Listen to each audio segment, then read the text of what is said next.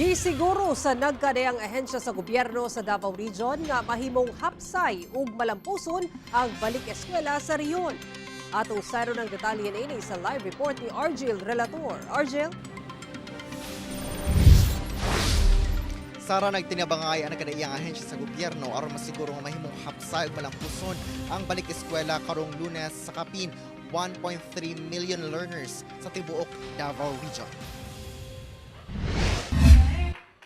Nagkatapok ang mga representante sa nagkadaiyang ahensya sa gobyerno sa Davao Region.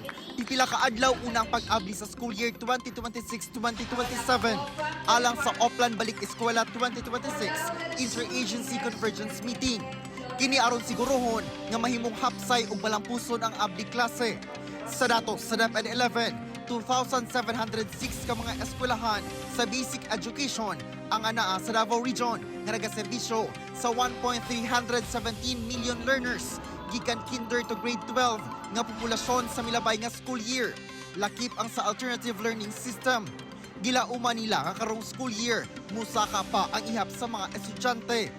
We would like also to seek the support again of the local government unit in ensuring that assistance in the provision and securing of school sites are assisted, improve infrastructure, and assist schools in upgrading DRRM safety mechanisms.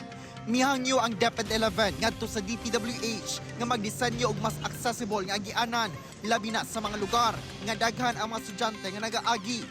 Ang Office of Civil Defense 11 padayon ginaduso ang kaandam sa mga eskwelahan labi na og dunay mga hitabo nga dili matag-an sama sa linog. Busa gipahinumdom ang kamahinungdanon sa school-based drills. Dapat meron tayong evacuation plan not only for our schools but in our homes. Gilauman sab sa LTO 11 nga mubalik na sab kabibo ang mga kadalanan labi na upadulungay o pauliay gikan sa eskwelahan.